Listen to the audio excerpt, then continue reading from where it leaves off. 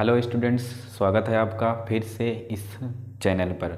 आज की इस वीडियो में हम लोग पढ़ने वाले हैं क्लास 12 का एनसीईआरटी का इंग्लिश का फर्स्ट चैप्टर पोइट्री सेक्शन का, जिसका नाम है माय मदर एट 66। आज की इस वीडियो में हम लोग पढ़ेंगे कि माय मदर एट 66 पोएम जो है इस पोएम में है क्या, ठीक। और इसको पढ़ने के बाद हम अंत में हम सेंट्रल आइडिया के बारे में बात करेंगे। सेंट्रल आइडिया क्या है, इसका सेंट्रल आइडिया क्या है, जो कि इससे प्रश्न पूछे जाते हैं। देखिए इसमें दिया क्या रहेगा, एक पैराग्राफ दिया रहेगा आपके क्वेश्चन पेपर में। पैराग्राफ मतलब स्टैंजा दिया रहेगा और वो स्टैंजा से बेस कुछ प्रश्न पूछे जाएंगे आपसे। और प्लस में इस पोइट्री में दूसरा सेक्शन जो है वो है सेंट्रल आइडिया का। तो हम अगर अच्छे तरीके से इस चैप्टर के को समझते हैं, पढ़ते हैं, तो उसके बाद उस जो मतलब जो पैराग्राफ या स्टैंजा जो दिया रहेगा उस स्टैंजा का हम उत्तर दे सकते हैं उन प्रश्नों का। मतलब जो प्रश्न इससे पूछे जाएंगे, मैक्सिमम 2 या 3 प्रश्न पूछते हैं एक स्टैंजा पर। ओके, तो हम इस वीडियो को शुरू करते हैं। सबसे पहले हमें समझना है कि इस चैप्टर का नाम क्या है। चैप्टर है माय मदर एट 66, जिसे लिखा है कमला दास जी ने। देखिए सबसे पहले हमें ये समझना होगा कि ये जो चैप्टर है, ये जो पोएम का जो शीर्षक लिया गया है, ये क्या कहता है। ये कहता है my mother eight 66। My mother eight 66 का मतलब क्या होता है, मेरी माँ 66 का मतलब होता है 66 वर्ष। मतलब 66 ईयर ओल्ड उनकी माँ है, जो कमला दास जी हैं, जो इस जो पोएम है, इस पोएम के जो कवियत्री हैं, जिसे हम पोएटिस कहते हैं, वो कमला दास जी हैं। वैसे ये केरल की रहने वाली हैं, तो केरल के आसपास कोचीन वगैरह की ये कहानी है। वहाँ पर इन्होंने इस बात को रियलाइज़ किया था और उसके बाद इसके बारे में अपना मतलब अपनी माँ थी उनकी, उन माँ के बारे में उन्होंने सोचा था और अपनी माँ के बारे में इन्होंने लिखा था। ओके, सबसे पहले हम आप लोगों से रिक्वेस्ट करते हैं कि सबसे पहले आप अपनी बुक ले लीजिए इंग्लिश की और ले करके इस चैप्टर को ओपन कर लीजिए। हो सकता है इसमें कुछ शब्द ऐसे होंगे जो ना दिखते हों, है ना। तो ऐसा है कि आप बुक ले लीजिए और ऐसा फील करिएगा कि हम क्लासरूम में हैं, और उसके बाद फिर समझ में अच्छे तरीके से आ जाएगा। ओके, ठीक है। सबसे पहले हम बात करते हैं कि पोएम हमारी है क्या। पोएम होती है, एक बात आप लोगों को पता होना चाहिए कि पोएम किसे कहते हैं। छोटे छोटे शब्दों में बड़ी बड़ी बातों को व्यक्त करना ही पोएम होती है। और पोएम को लिखा नहीं जाता, रचा जाता है। इसलिए कहा जाता है राइटर नहीं होते, बल्कि इसके पोएट होते हैं। है बस सुने। तो इसमें क्या होता है कि रचा जाता है, मतलब थॉट लेवल पर आधारित ये पोएम होती है। लिखा कुछ और होता है और उसका अर्थ कुछ और होता है। कुछ और का कहने का मतलब है कि सेंस के आधार पर हमें इसे गेस करना है, और उसके बाद हम गेस क्या करना है, सेंस के आधार पर हमको पढ़ना है। मतलब हमें अपना दिमाग यूज ज़रूर करना है, तभी हम इसको समझ पाएंगे अच्छे तरीके से। तो ओके, चलो स्टार्ट करते हैं इस पोएम को। लिखा है माय मदर एट 66, जिसे लिखा है कमला दास जी ने। सबसे पहले हमें यही याद रखना होगा ये पोएम जो है इसे लिखा किसने है, तो कमला दास जी ने इसे लिखा है। ये नहीं पूछे कहाँ की रहने वाली हैं, लेकिन फिर भी याद रखिए भाई तमिलनाडु और केरल जैसे, केरल या केरल की, शायद केरल की रहने वाली हैं। देखिए इस पोएम को पढ़ने से पहले देखो हम ऐसा किए हैं कि ये पोएम का जो ये वाला पार्ट है, एक स्टैंजा ये है, एक स्टैंजा ये है। मतलब इसमें 2 स्टैंजा को हमने कंक्लूड किया है। यहाँ तक एक स्टैंजा है अवे तक, और उसके बाद एंड से लेकर के यहाँ तक। तो एक स्टैंजा ये हो गया, एक स्टैंजा ये हो गया, और एक स्टैंजा। अच्छा, स्टैंजा किसे कहते हैं, तो पोइट्री का वह भाग जो 4-6 लाइन का भी कभी कभी होता है, कभी 4-10 लाइन का भी हो जाता है। तो जो 4-6-10 लाइन का होता है नहीं भाग, उसी को हम लोग स्टैंजा बोलते हैं, ठीक है। जैसे हम पद्यखंड अंग्रेजी हिंदी भाषा में बोलते हैं, वैसे ही है हमारा ये स्टैंजा। ओके, तो शुरू करने से पहले हम पढ़ते हैं कि बिफोर यू रीड। यहाँ लिखा है, जब हम किताब खोलेंगे तो वहाँ लिखा होगा। ऐसे ही एक अंगुली का इशारा करते हुए वो बोल रहे हैं कि बिफोर यू रीड, पढ़ने से पहले हमें ये पढ़ लेना है। ये जो लिखा है इन्होंने, क्या लिखा है देखिए, ageing is a natural process. Okay, ageing मतलब होता है बढ़ती हुई उम्र। इज ए नेचुरल प्रोसेस, एक प्राकृतिक प्रोसेस है। प्रोसेस का मतलब होता है प्रक्रिया, घटना भी कह सकते हैं कि एजिंग जो होती है वो एक प्राकृतिक घटना है, ठीक है। हैव यू एवर थॉट, क्या आपने कभी सोचा। Have you ever thought, have शब्द अगर पहले लगा होता है तो वो क्या शब्द से बनता है, हम लोगों ने पढ़ा होगा। हैव यू एवर थॉट, क्या आपने कभी सोचा। वाट आवर एल्डरली, क्या, की क्या। वैसे ये जो वाट बीच में शब्द लगा होता है ना, इसका मतलब होता है की क्या। ठीक है, की क्या। तो हैव यू एवर थॉट, क्या आपने कभी सोचा, what our elderly parents expect from us. Okay, what our elderly parents expect from us. What माने की क्या, आवर एल्डरली हमसे जो बड़े हैं, आवर माने हमारे, एल्डरली माने बड़े, पेरेंट्स माता पिता, एक्सपेक्ट आशा करते हैं, फ्रॉम अस हमसे। मतलब पहली बात तो कहा इन्होंने कि ageing is a natural process, ageing एक प्राकृतिक घटना है। क्या आपने कभी अपने बड़ों, जो बड़े हमसे हैं, पेरेंट्स हमारे हैं, उनके बारे में कभी कुछ एक्सपेक्ट किया है, कभी कुछ आशा की है, कभी कुछ सोचा है इनके बारे में।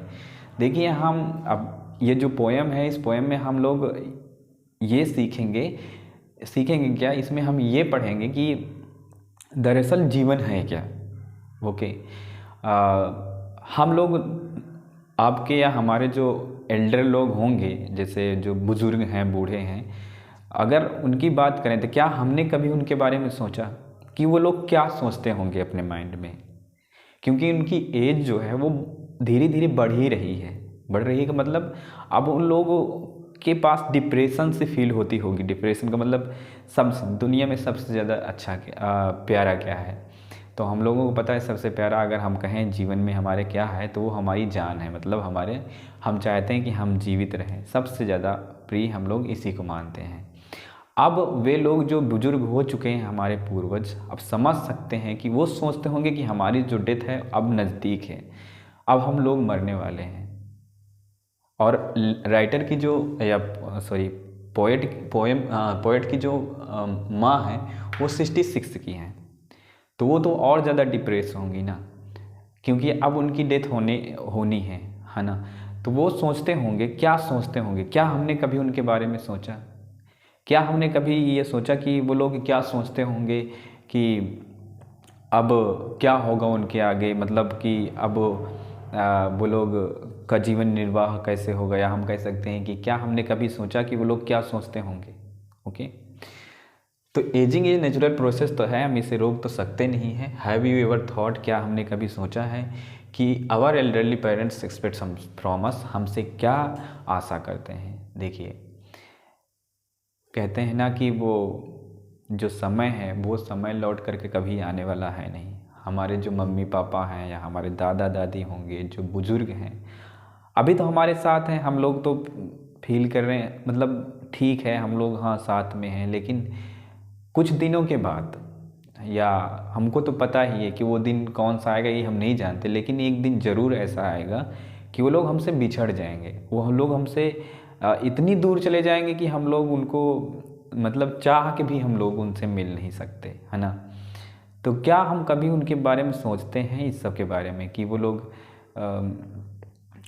लोग हाँ कैसा महसूस करते होंगे। ठीक, तो ये पोएम यही समझाना चाहती है कि हम लोग थोड़ा बहुत उनके बारे में सोचें, थोड़ा बहुत क्या, जितना हो सके उतना सोचें, क्योंकि हम जानते हैं कि एजिंग एक नेचुरल प्रोसेस है और इसे हम रोक सकते नहीं हैं, है ना। कि क्या कोई ऐसा व्यक्ति है कि जो एजिंग को रोक सकता है, तो ऐसा कोई नहीं है इस पृथ्वी पर जो कि रोक सकता हो, है ना। ये तो हम लोगों को पता होगा। चलो अब शुरू करते हैं। ठीक है, पहले पढ़ने से हमने ये सारी चीज़ें जान ली। ओके, अब चलते हैं हम द टेक्स्ट में। आगे देखिए बुक में लिखा होगा the text.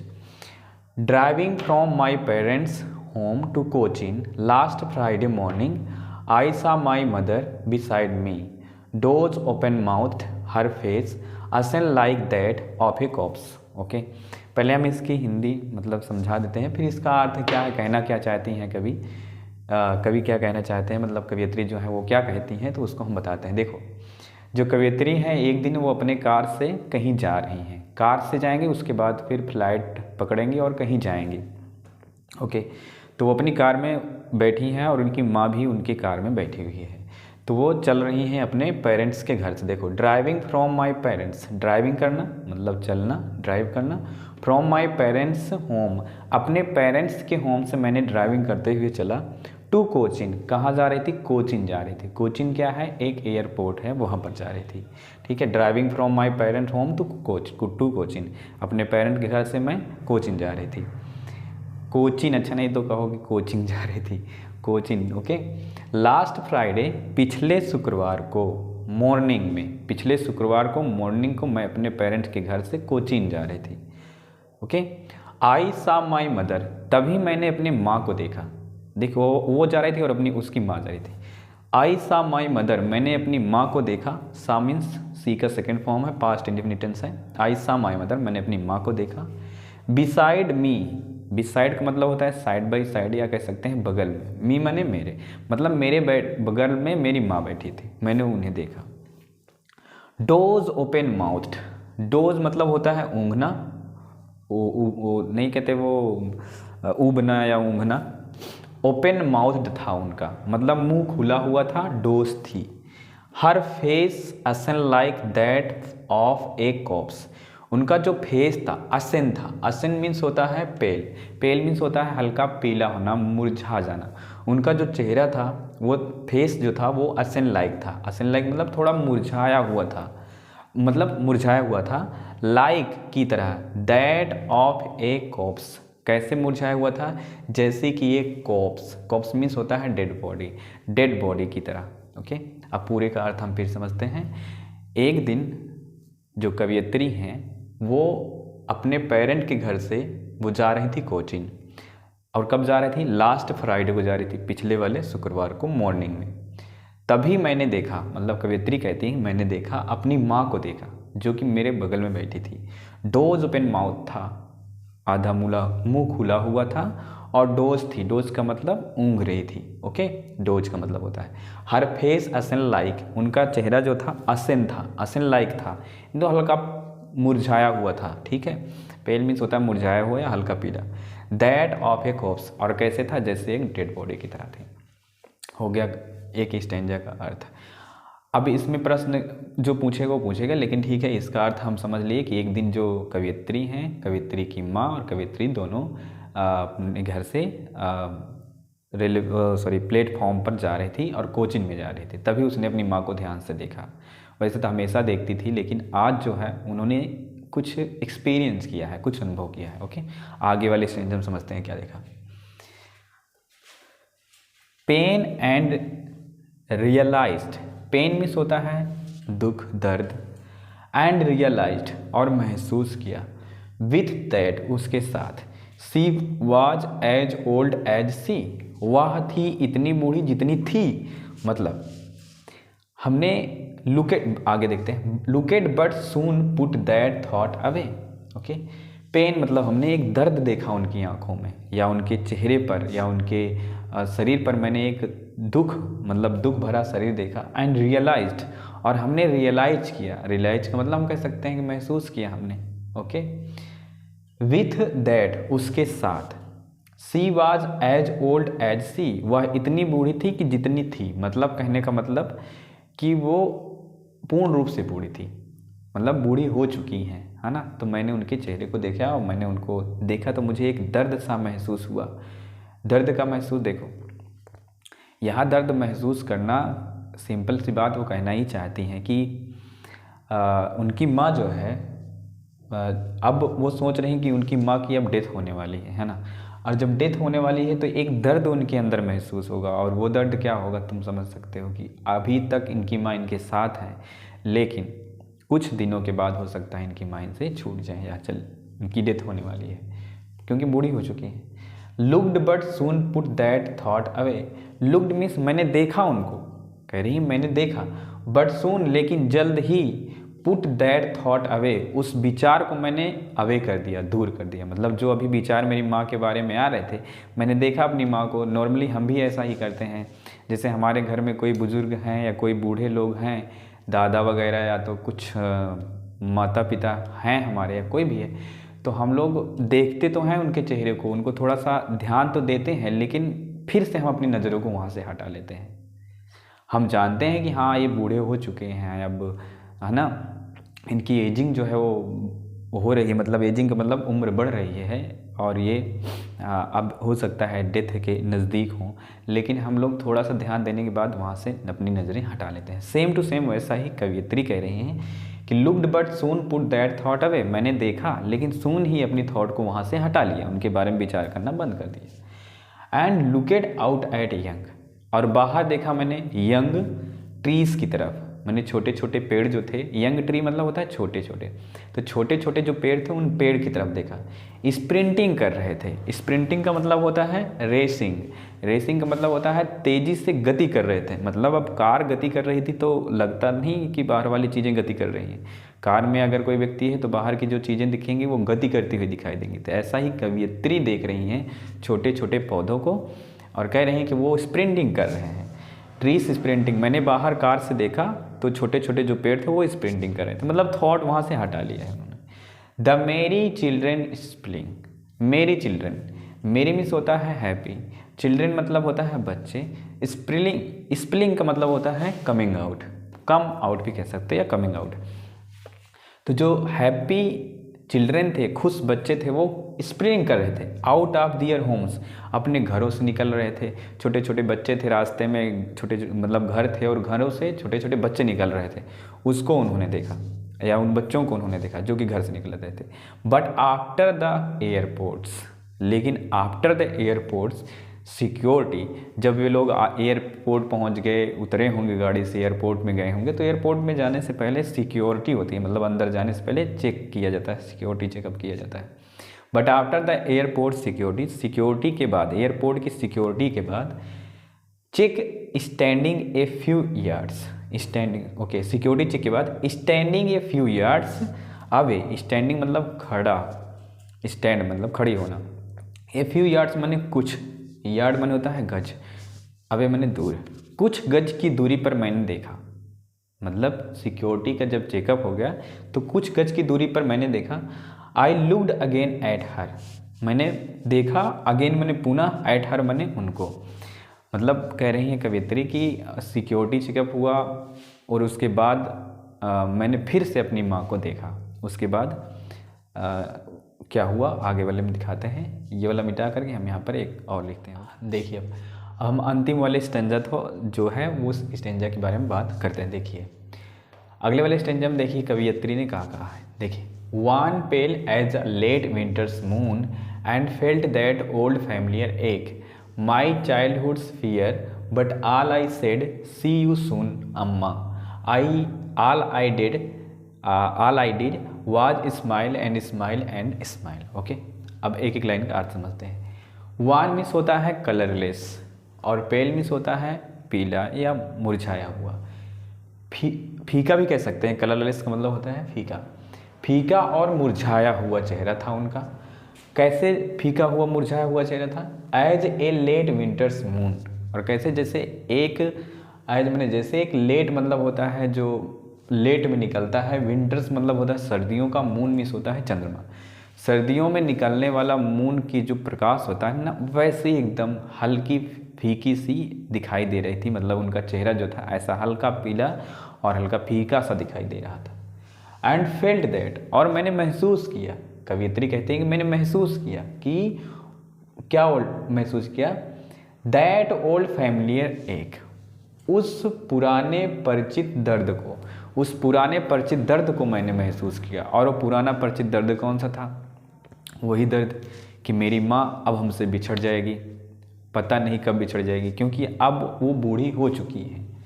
My childhood's fear, और वो एक था मेरे चाइल्डहुड के डर का, मेरे बचपन के फियर का, मेरे बचपन के भय का।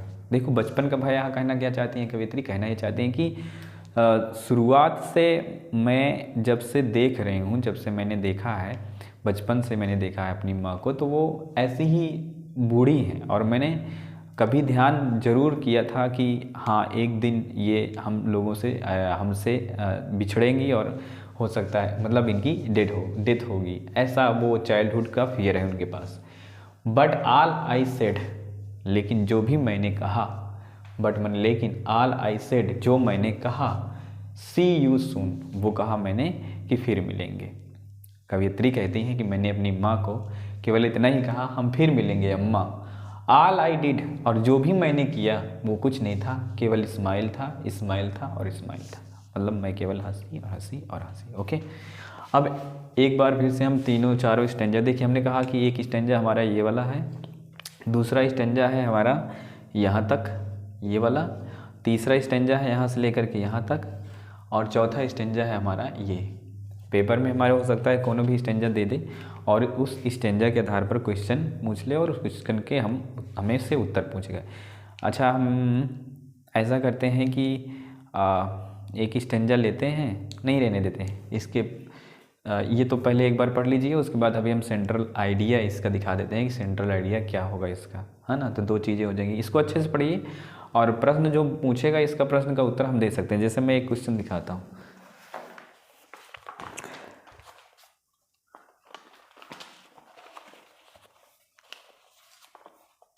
देखिए एनसीईआरटी जोन में जाएंगे तो एनसीईआरटी जोन में पहला क्वेश्चन मिलेगा थिंक इट आउट के बारे में। ऐसे ही क्वेश्चन पूछेगा, ठीक है। जैसे है what is the kind of pain and ache that the poet feels. What is the kind of pain, किस प्रकार का दर्द, एंड एक, वैसे पेन मीन्स कष्ट भी कह सकते हो, एक मीन्स दर्द, किस प्रकार का कष्ट और दर्द दैट द पोएट फील्स, उस कवि ने, कवियत्री ने महसूस किया, या कवि ने किस प्रकार का दर्द महसूस किया। ओके,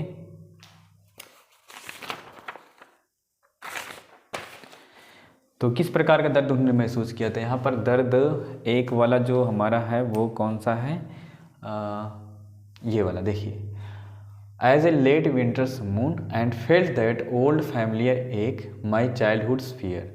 तो किस प्रकार का दर्द था, दर्द था वो अलग होने का दर्द। तो इसका उत्तर हम इस तरीके से लिख सकते हैं, ओके, प्रश्न से उत्तर बनेगा द काइंड ऑफ पेन, यहाँ से लिखेंगे क्वेश्चन में देखिए, the kind of pain and ache that the poet feels was her childhood fear.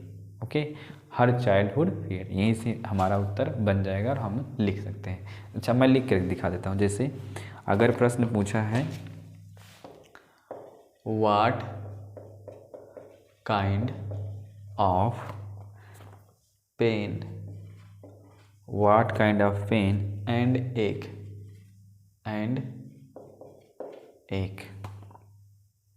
that the poet feels, that the poet feels, ये है देखिए क्वेश्चन। हाँ, इस क्वेश्चन को देखिए, what kind of pain and ache that the poet feels, ये अगर प्रश्न दे दिया तो ये प्रश्न कौन से में पूछा है, कि इस वाले स्टेंजा में पूछा है। देखो एक यहाँ पर है तो इसी में से पूछा है। तो what kind of pain and ache that the poet feels, इसका उत्तर हम ऐसे लिखेंगे। देखो उत्तर लिखने का एकदम सिंपल सा तरीका है, यहाँ से द काइंड ऑफ, देखिए कुछ नहीं करना, मैं बता देता हूँ, the kind of pain and ache that the poet feels was लगा के हम यहाँ से लिख देंगे माई चाइल्डहुड, सॉरी माई नहीं लिखेंगे यहाँ पर हम हर लिख देंगे। क्यों, क्योंकि जो कवित्री हैं वो सी हैं, सी का प्रोनाउन ये बनेगा। ये तो माई लिखोगे तो गलत हो जाएगा, तुम अपने हिसाब से बताओगे। फिर यहाँ हर लिखेंगे तो उनके हिसाब से, कवियत्री के हिसाब से बताएंगे, तो हर चाइल्डहुड फियर हो जाएगा। ओके, फिर से मैं बताता हूँ, the kind of pain and ache that the poet feels was her childhood fear. Okay, इसका ये उत्तर बन जाएगा। इस तरीके से हम उत्तर को लिख सकते हैं, ठीक है।